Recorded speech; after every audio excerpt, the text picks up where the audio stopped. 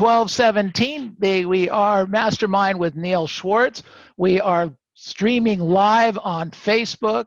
We are streaming live on YouTube. We are streaming live to our agents. So we have a phenomenal couple, great guests here today. Actually, interviewing them as a couple is the first for us so far in the 40 odd interviews that we've done. So this will be a real treat.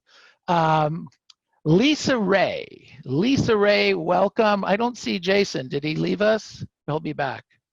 He went outside. We're going to take this Zoom call outside, so I'll go join him. Okay, we work perfect. From our home office, and when COVID happened, we decided that we actually preferred being in our house than we did the office. So here we are. So this is Lisa and Jason working from home. That's right. That's right. And this is not a virtual backdrop. This is their actual backyard. That's right. That's fantastic. Right. Good job. Well, welcome, you guys. It's really cool to have you here today. This is really great. Thanks for having us. Yeah, this is really good. Looking forward to learning all kinds of great things. Lisa, you have kind of to me, an interestingly and unique story, and I don't want to take any thunder away. So why don't you kind of give us the Reader's Digest version, let's say, of how you got started in the business and some of your production and things like that, and maybe a little bit of up and down, just short, brief. I started real estate when I was 18. I tried to sell real estate. Actually, it was with Century 21, as a matter of fact. I remember my grandmother making me my first vest, and not a lot of people took me seriously at 18. So I was in Florida. I ended up selling timeshare. I went from that to mortgage brokerage, mortgage banking, and then full circle back to real estate about 12 years ago. Okay, fantastic. Go ahead. When I was in Boulder, Colorado at that time, Karen Bernardi was a big presence, and she tried to hire me. And we were negotiating back and forth the commission split. And finally, I decided that in convincing her I was good enough, I reminded myself that I could do this. And so basically, I just did everything she did. And I heard she did Mike Ferry. So I signed up for Mike Ferry. And, my ex-husband was always like, you know what to do. You're a great salesperson. But real estate's harder than people think, It's not that easy. And my first year, I think I made one commission check, but I spent $20,000.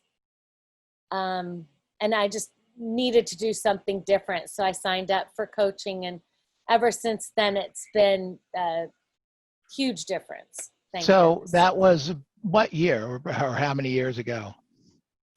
2008 when I kind of tiptoed into coaching. Okay. I think they had one of those 2-on-1 things. So were you in Boulder at the time? Yes. You were in Boulder. Mm-hmm. Okay. And you guys live in Atlanta now, right? Yes, we're outside of Atlanta in a town called Athens, Georgia. Okay. But I moved to be... Go Dogs. Okay. Well, that's fantastic. So 2008, you joined coaching, and your business, so you said it started to take off. I mean, where'd you get your business from? Just listed, just sold, expired? At that time, it didn't take off. I struggled for a while, to be honest. And then I would say 2011, 2012, I was doing 12 deals a year, maybe 15. In Boulder, it's a good price point, so that can still make you decent money.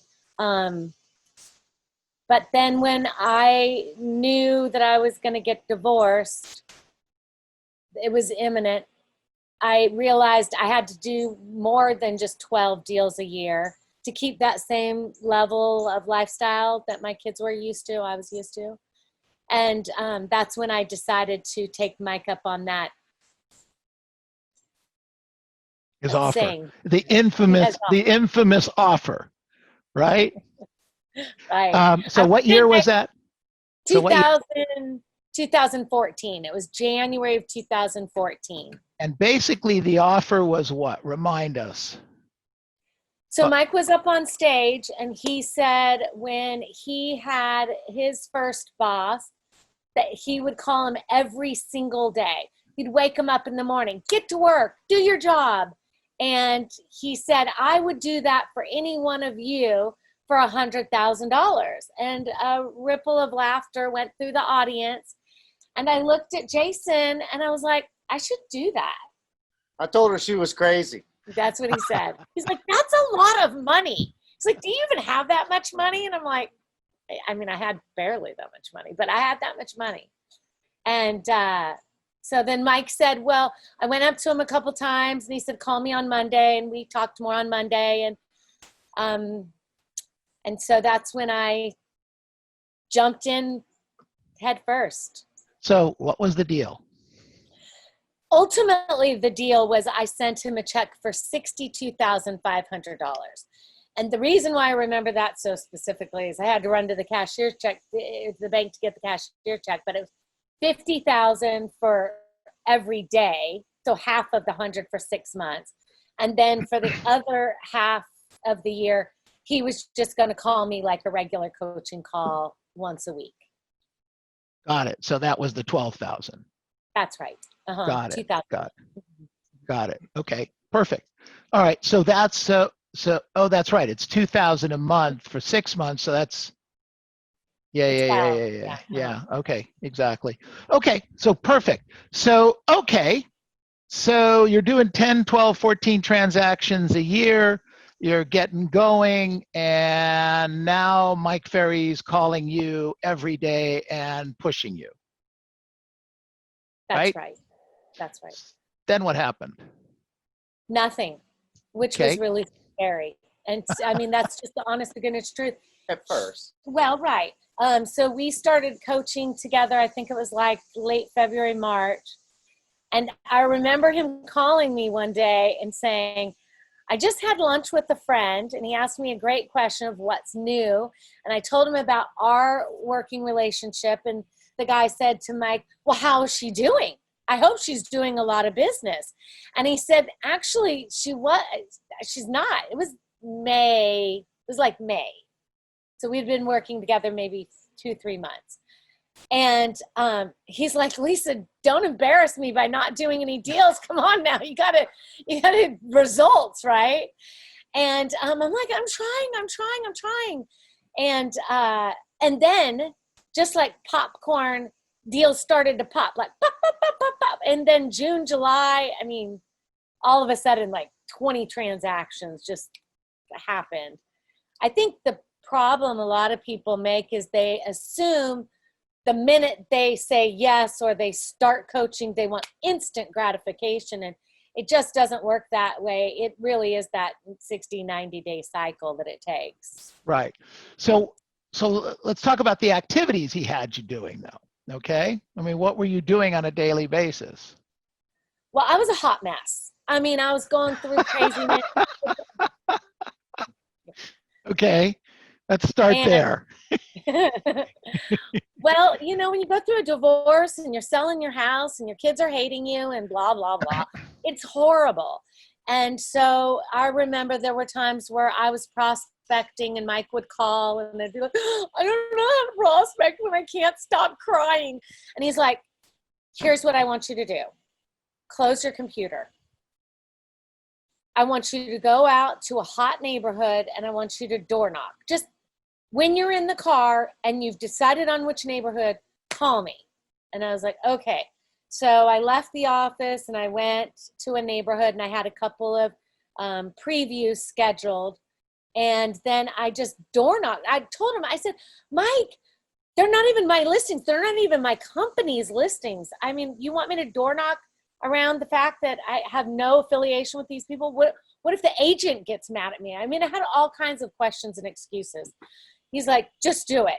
So I'm door knocking around 5, across 10, back 5 to make the 20 door knocks. And this one guy comes out of the house and rushing, and I'm like giving him my card.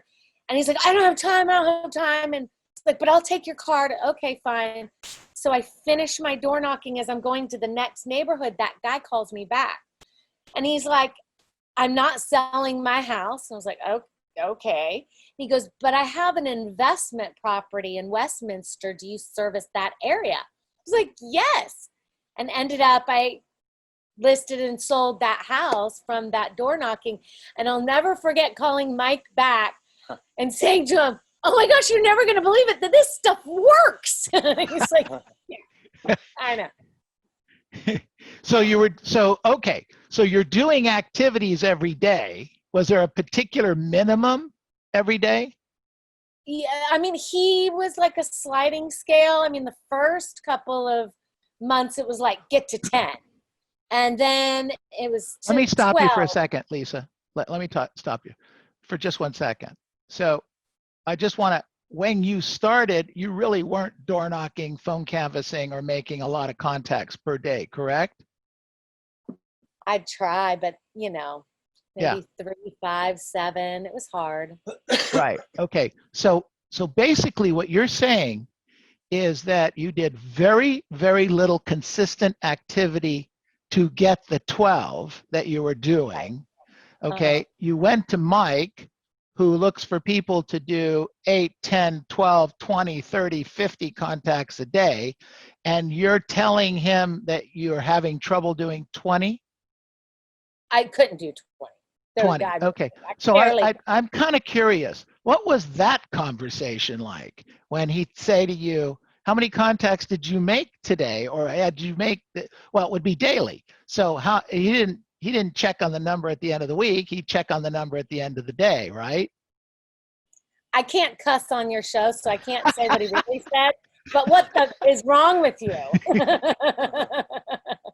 What's wrong with you? I'm like, I'm trying. But it's like a prospecting muscle. I think the more you use it, the easier it is. So he just would gradually grow with me and then the end goal was 17. I remember, if you could just do 17 every single day, I was a lot of work for him. Yeah, he has shared that with me a couple of times. with love, okay, with love. So Lisa, you're having trouble starting. You're having trouble getting going. You're working on the scripts and dialogues, I assume, during this process, right? What to say, how to say it. Yeah, the listing presentation, the pre-qualifying scripts.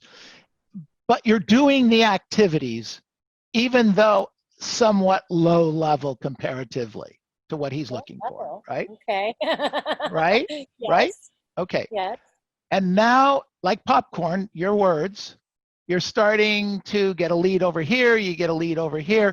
So despite all your efforts to try to sabotage this deal, What he used to say to me. not intentionally, I'm sure, but the system worked for you, didn't it? Yeah, if you do the system does work. Okay, No so at the end of so where did you end up production wise at the end of the 6 months? Do you remember? In 2014, it was a good year. I believe that year, from memory, that wasn't the stellar year. I think I did I made 375. I think I went to 30 transactions, it was 30 something. And so, then go ahead. Sorry. It was the following year that it really. So it was a compounding effect, but the year you started with this, that you spent the first 9 months or so with Mike Ferry, most of that year daily, you went from what, $150,000 worth of gross income? About 100, yeah. Yeah, 100. to 375. Right. And you made a $62,000 investment to do that. Right. And then the following year was when I made 637,000. That was the big year. Whoa. So you went from, so 600 and how much? I have the award, so I know it's exactly $637,000. So basically in 2 years, you grossed $1 million and it cost you $62,500 to do that. I know. I always tell him, I'm like, it was the best deal ever. I don't know what the return on investment is. We have a few analyticals on here. I'm sure they'll tell me what it is, but that is fantastic, Lisa. So this whole business is kind of compounding because you still had the divorce, you sold your house, you moved it and did that. You started a relationship, been in a relationship with Jason and doing all of that. You said your children hated you. I understand that. So Not and anymore. then you moved markets. I did. Okay. So when did you move markets? I ended up moving markets in 2017. I ended up selling the business actually to Karen Bernardi. Thank God for her, because I just got 2 more checks. She's awesome. Really. And then starting over. So it's something, and then working with the family member it's had its challenges, because I think I'm right and he thinks he's right. And We know who's right, don't we, Lisa? Exactly, Jason, exactly. Happy wife, happy life. I get it. All right, fantastic. So what are you doing to restart? To restart, just I came in, and the thing that I found most helpful was for sale by owners. Ah, okay. So, and that's in the Athens, Georgia area? That's right. Okay. So in 2000, so you moved in 2017, so you had a couple years to start building a business. So what did you do business-wise in 2019? 2019, what did we end up with? Transactions. I know. 122, that's right. It was 122. So it's 100, myself, right, Jason. go ahead. We have a buyer's agent, Ian Ingram, Jason, myself, and then 2 staff. Okay. There's a total of 5 of us, but 3 producers. 3 people that produce 120. So Jason, did you live in Athens, Georgia? Did you have That's right. Okay, so you had a little bit of a sphere to start with? Yes. Absolutely. Got it. Were you in real estate before? Clearly you were in real estate before, right? Yeah, I'm 27 years now. Got it. Okay, and what kind of production did you do in Athens before you guys connected up? I got licensed back in 93. I did property management with my dad for 4 years, and then went to Remax at the end of 96. And I floundered around for a while. And honestly, in 07 was when I started working with Mike, and also hired my first assistant. I was doing maybe 30-something transactions a year. 30. Yeah, running around crazy, by myself, trying to manage everything. And then hired that assistant and started coaching. And that in 2008, which was the year of the crash, I mean, that was my best year ever. I doubled my business from, I don't remember, it's been a while, but into the 60-something transaction range. And so. Got it. So, okay. So the best year you ever had was in the 60s? 60 deals, more or less? Well, I've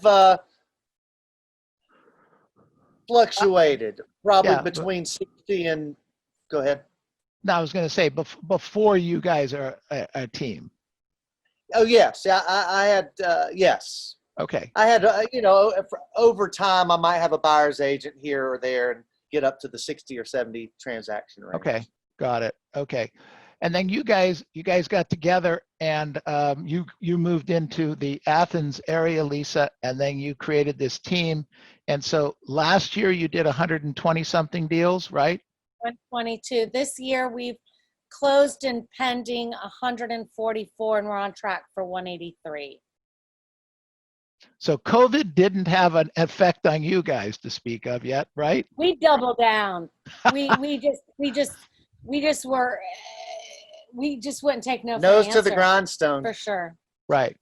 Good. It was, but honestly, it's the way the market's been. I think it's this way everywhere.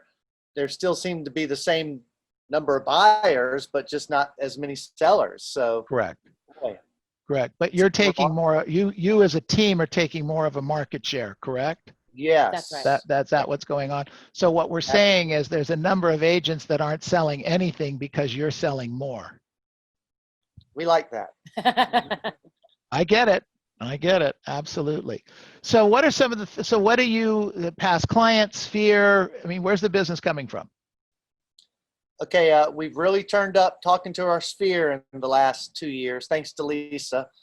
Boy, it was challenging to get that database to a working document, I guess. And so now everybody that's in there, I don't want to avoid. I want to talk to them. So we're How big's doing your that. database? Sorry, Jason. I'm sorry. How big's your Yeah, database? yeah. Right now it's 437. 437. So you didn't know your database size, Lisa, when you started with Mike, did you? No, gosh, no. You had no clue of what we were really dealing with and where your business was coming from, right? That's right. When I ended up, and it's kind of a weird term to say selling my business to Karen, because it's more of just creating a really good, strong referral agreement. But nonetheless, nobody really cares when you are selling a real estate business about your expireds or FSBOs, because you're taking yourself out of the picture. What the most important thing is not only your database, but then how many deals did you do? And then the most interesting thing to me about that was what was the average commission for your database, because sometimes you'll give your friends and family a discount. So they wanted to know how, and I think mine was like 2.6 and change, but that was such a critical part to it, is the history, average sales price of the database, average commission with the database, and how many transactions. The rest of it, nobody really cares about. So the observation I'm making here, I'm sure you guys have already made it, is that the hot mess Lisa back in 2007, or excuse me, 2014, when you got involved with Mike, and you put a lot of money on the table by any standards. That's a lot of money in one chunk in a certified check. Okay? On a I believe in you, but is this really going to happen, right? Yeah. And you took that. And today I'm having a conversation with you guys, and you own the numbers in your business. You can tell me exactly what's going on and what's happening. That is a tribute to you as a student and to Mike as a teacher, because that's where you've come from. I really want to commend you guys on this. This is huge. Thank you. I do think that at some point the evolution becomes, go from learning the scripts and what to say and taking the listings and getting them sold, and you're a real estate hustler, to now I feel like we own a business that happens to sell real estate. Correct. So that's exactly what it is. being a company owner, being a leader, knowing the numbers, looking at just before coming in here, I was going through bills, do we need this? Always trying to trim the fat. Well, you're really being a great businesswoman. I mean that. I mean that, and I talk to a lot of people, and you're being a terrific businesswoman. It's a good team, good thing happening. 183 transactions this year will gross you probably what? A little over $2 million? No, our market, it's a less expensive market. And then we have some referral fees coming out of that. I mean, you know, Okay. it's going to be, What do you think? I think 1.5, right? You did that math better than me. Well, Okay. Okay. All right. 1.5. That's fine. That's fine. Close enough. Go with that. Pretty powerful. Athens, Georgia. Little old Athens. Yeah. All from a $62,000 investment. Okay. And, So, and a few years of paying attention. Too. okay. I mean, I got it. It's not an easy job. It's just be consistent. Absolutely. So, what changes are you making or have to make when you say you're double down? What does that mean? When COVID hit, you mean? Yeah. Mm-hmm. Well, this guy's a machine on the phone. He has a way with words. Thank goodness. I think you took, what, 16 listings that one month? That's stuff. So what month was that? Don't No, be just a shy. couple. Just you don't know, be shy. we upped the intensity, and I've been in a Zoom room with 4 other of my close Mike Ferry friends, and so we've kind of formed a tight group, which has been awesome for a lot of support. Some of the guys couldn't even hardly prospect, or weren't necessarily supposed to be full realtor at that time.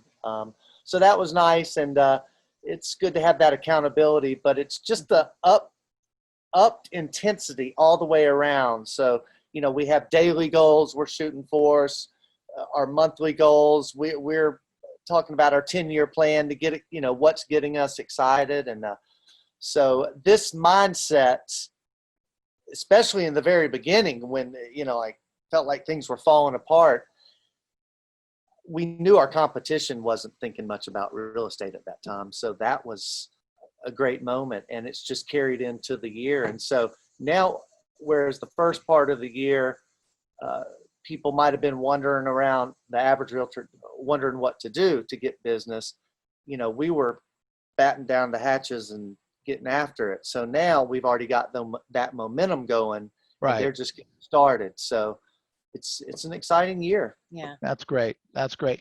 Jason, what do you think your superpower is? My superpower is an ability to make a wide range of people feel comfortable with me. Mm-hmm. Mm-hmm. Okay. Yeah. So you're very Do it. versatile. I think so. Okay. Okay. Good. Good way with words. Good way with words. Yeah. Sounds like it. Mhm. Absolutely. I mean, any guy that can pull Lisa Ray out of Boulder, Colorado to Athens, Georgia, I mean, come on. You are a sweet Serious talking now. devil. You are. It's nice we talk about. You guys are really precious. Lisa Ray, what's your superpower?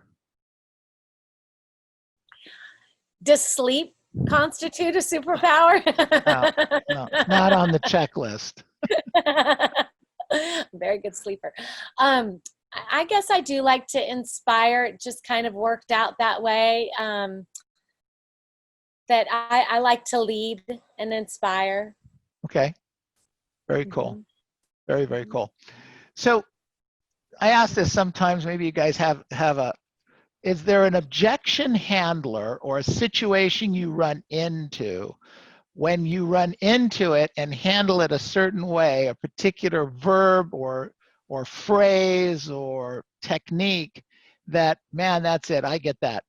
That helps me every single time. Is there anything you can Yes. think of? Go ahead, Jason. Yes. I came up with one recently. You know, was it last year we didn't do that many for sale owners? So That's this year right. we were going to turn it up. Yeah. I mean, we're like 1,200% higher in for sale owners this year, you know, and inevitably they have a friend, right? Sure. And so we have the regular objection handler. So it's kind of in line with that, some of those. But the question I like to ask is, okay, I know you know it's commendable. You want to help your friend out, but let me ask you: if you knew that friendship was going to be strained during this transaction, If you knew that going into it, would you still make that decision? Very And good. it's still a challenging thing to overcome, but it does make them think, and it has worked more than once. So, and mine is, they say you should never hire someone you can't fire. Makes for really awkward Thanksgiving and Christmas dinners, doesn't it? It if they have a does. family member, Right. Yeah. Yeah. Absolutely. It's a great thought. Absolutely. Good thought. Okay, you guys open to a couple questions? Yes. Sure. Oh, great. Okay, so for Lisa or Jason, questions for them right now. Who wants to go? I got a question for Lisa. Delroy, go ahead. Yes. What advice would you give to a couple such as yourself, in real estate? Oh, good question, Delroy. Good question. Yvette, are you here? I am here and listening. Uh, I can't wait. Just do what he says and you'll be fine. That's what I do. Yeah, that's how it works in our family. John and Maria Hoffman helped us out quite a bit, and they said just make sure that you're not doing the same tasks. Like, be real clear about who is responsible for what task. Okay, good. And use your skill sets. It's in such that, hey, listen, I will tell you, he's a better prospector than I am. I mean, he loves the hunt. He loves getting on the phone. And she's a better everything else. And Okay. so, recently with COVID, we have had some staffing issue, and we have had to deal, with not having as many people on board as we need or hope. And, so I just would jump in to any job necessary. And then, Jason was like, okay, well, since I'm not going to be out there prospecting, he has to do more. So I think that you just have to look at what your strengths and weaknesses. What would you say? Yeah, I mean, look, I'm better, on the sales end of things and managing the rental property. Lisa's better with keeping up with the finances and the administrative side. And we both list and sell homes. So we've been trying to do what we love, which is list and sell homes, but we've had to spend time on these other items. And where I saw some issues coming in had to do with when she and I were doing the same things. Right. And I wouldn't know that she did it, and I would thought it needed to get taken care of. So separate your duties definitively and do what you're good at. And hopefully you're good at different things, because that, there's a lot of bases that need to be covered. Right. Oh, that's awesome. That's good. Thank you. Good. Excellent. Excellent. Good question, you guys. Great answer. Thank you. Other questions for Hey, guys. Lisa and Jason? Joe, jump in. Hey, Joe. How are you? Good. Long time no see. Absolutely. Good to see you. Likewise. Hey, I'm wondering, how often do you compare your numbers with your business plan?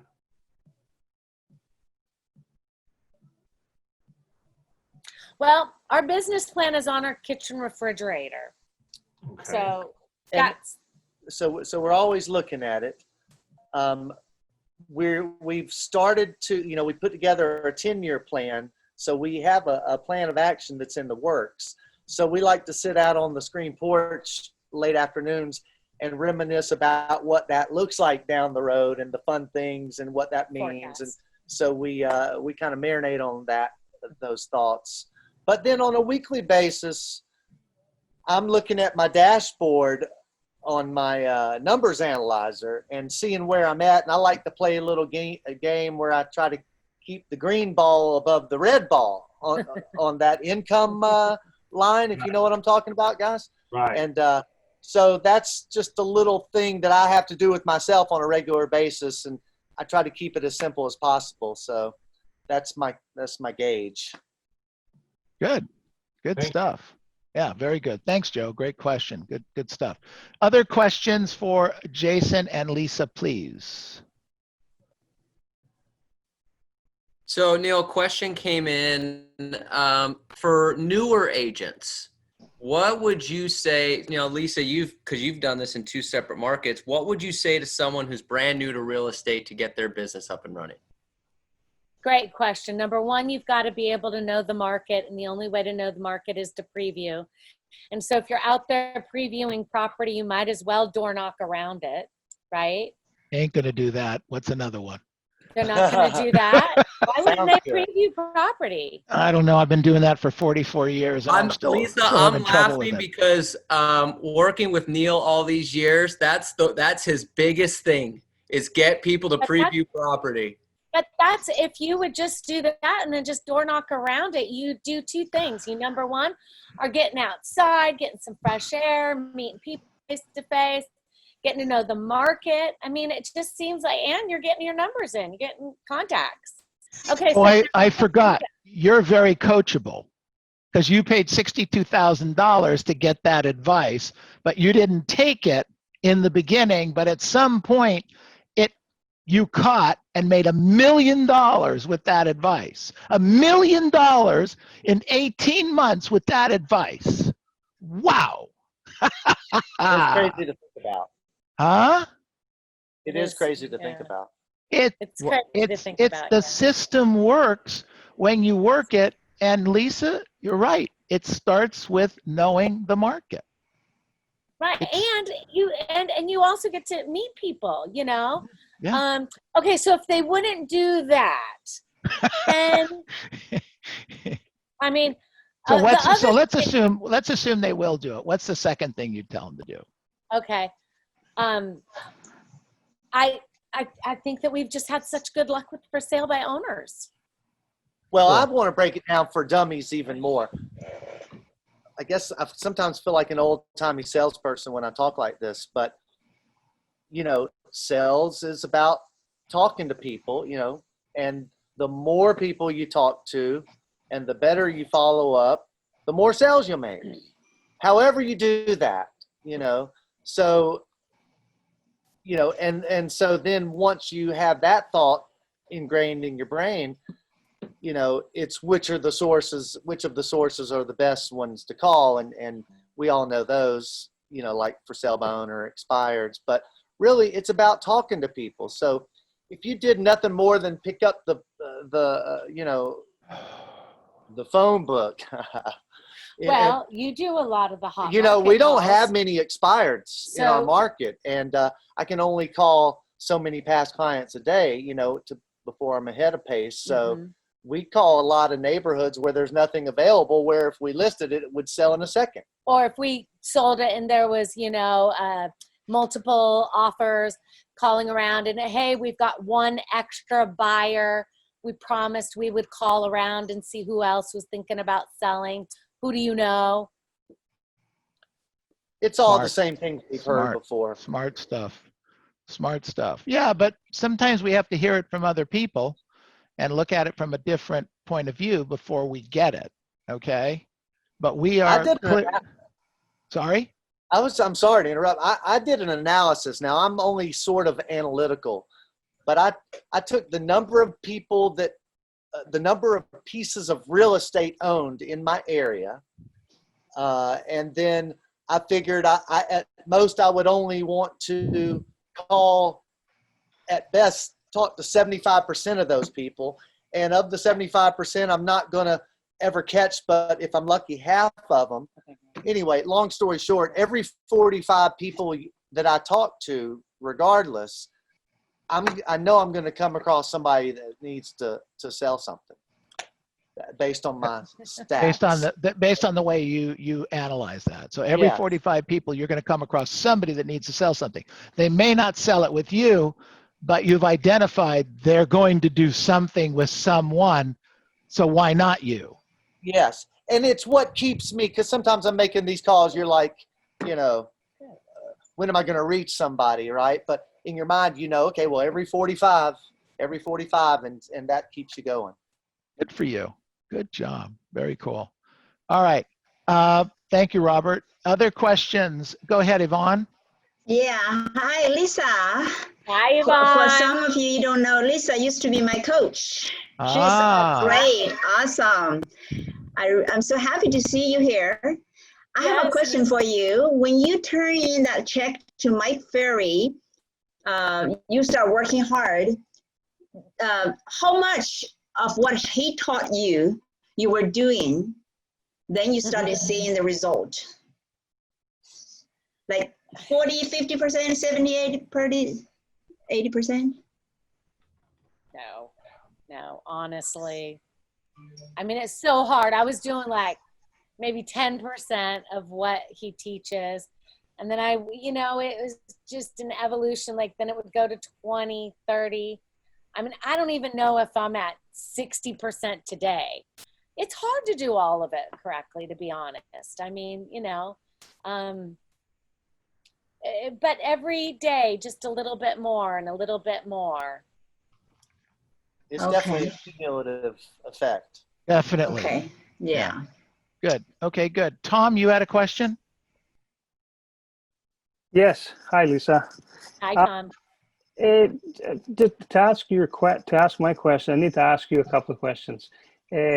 What is a median sale price or in your market right now? Right now, it's about 280. 280. So there are homes that are for sale at 500, 800, etc. Correct? That's right. Do you go after, like, do you prospect those higher priced homes? Yes. And I've been focusing. That was one of the things I need that we were talking about. That I've been focusing on that the last couple of years. So, okay. yeah. So my question is, how do you get your mindset around the fact that like these are 3 times the price of the homes? Usually, you're not in that sphere. Like they probably not even know you. They may know you, but they don't know anyone that knows you. How do you get over the mindset of that that negative mindset that, oh, you know what? There's no sense in even trying for that high price. They'll probably never hire me because they'll probably hire the agent that lives next door to them that has an $800,000 home, per se. Yeah. Interesting. You know what? I don't think that. I Yeah. just don't. There's But he may. I don't. Well, he does. I know, but I'm just saying he's Okay. asking how How I would you don't. do- I don't think. All that's right. Well, I think I can relate to what you're saying because for a long time I dealt with lower end properties. And so, first of all, there's one thought that I have ingrained in my brain, and it's anytime I say anything or anything comes out of my mouth that inhibits my moving forward, it's a lie. So that just to begin with. But it's definitely a mindset thing because at the end of the day, I'm the same person, now that I was then going into those higher end homes. But it's just, you can get the job done and you have the answers to their questions and you have supreme confidence. And, then once you have a couple of them under your belt, you can refer to those, to bolster your confidence. And so it's a process and you might gradually step up, but I would say put yourself in as many of those uncomfortable situations as possible because, man, that's the more uncomfortable, the better. That's one thing I've discovered over time. And Tony Smith, my coach, used to be coach. He says, be bold. He says, whenever you're bold, you will always be rewarded. So I've remembered that. Thank you. Thank you. Great. Appreciate it. All right. Unmute yourselves, please. Unmute yourselves. Let's give them a giant hand. Thank you very much. Thank you so much for having us. I'll tell you, this has been great for us. Really, really great. Awesome. Right now, we ask you're welcome to hang and see what others learned today. But we ask for a few minutes what we did learn. So if you want to stick around, great. If you got to move on, we totally get it. But thank you, both of you. This was really, really terrific. Appreciate it. We're gonna just charge it back in. I'm at 1% battery, so. Okay. Bye, guys. Thank you. Bye. Thank you, Neil. Thank you. Thanks, Thank you. Scott. Thank you. Okay. So what did we learn today, everyone? What did we learn? They have their numbers on their refrigerator. Kind of interesting, right, Joe? Yeah, and very Yeah. Lisa. Yeah, very Lisa. I love it. Okay, what else did we learn? Go ahead, Robert. Courage. Look at Lisa's courage. When she had barely that little money, she was brave enough to do that. That's why, you burn your ship. You had to. She totally burned the ships. Yeah. She burned them, sunk them. They were gone. Good job. Who else had their hand up? Robert. Well, first of all, Lisa, I really appreciate you taking the time. I know you're super busy, so being able to come on here with us, really appreciate that. The two things I got out of it is, number one, no one said this can't be fun. They're fun. They joke, they laugh, they go through the grind like everyone else, but this can still be fun. You still got it. So I really appreciate their humor, their energy. That was a lot of fun. The second thing I got was, Mike and Neil have always taught about, if you learn the skills, it's good no matter where you go. And Lisa's proof of that is she started in one market, knew the skills really well, moved to a completely different part of the country with the same set of skills and could still do the business. So if you think it's the market or think it's where you're from or things like that, it's not. It's really, really get the skills and you can work any market. Great thought. Good job. What else did we learn today? What Hey, else Neil. did we learn? Yes, Yvette. I learned to be bold, and you will always be rewarded. Great thought. Absolutely. Yep. There you go. And you took that first step, Yvette. Here we go. Today, the first full day at Masters Real Estate. Love it. Absolutely. I'm stoked. Oh, we are too. Good stuff. Welcome Thank aboard. you. All right. What else did we learn today? What else did we learn? I mean, I have more. I'll just say this. How simple is this? The more you talk to people and the more you follow up, the more sales you'll make. That's right. Simple as that. That's right. We are in the talk to people business. That's right. Very, very clear.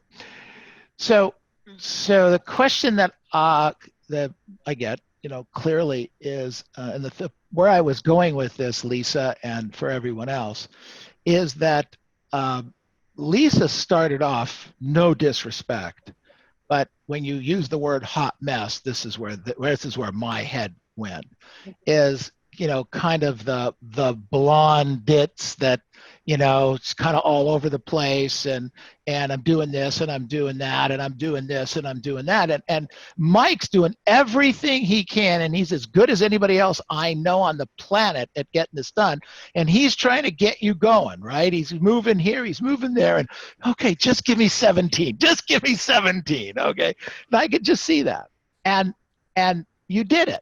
Okay, and you moved and you moved and you moved and you moved, and he got you to move in different areas, and I completely related to that.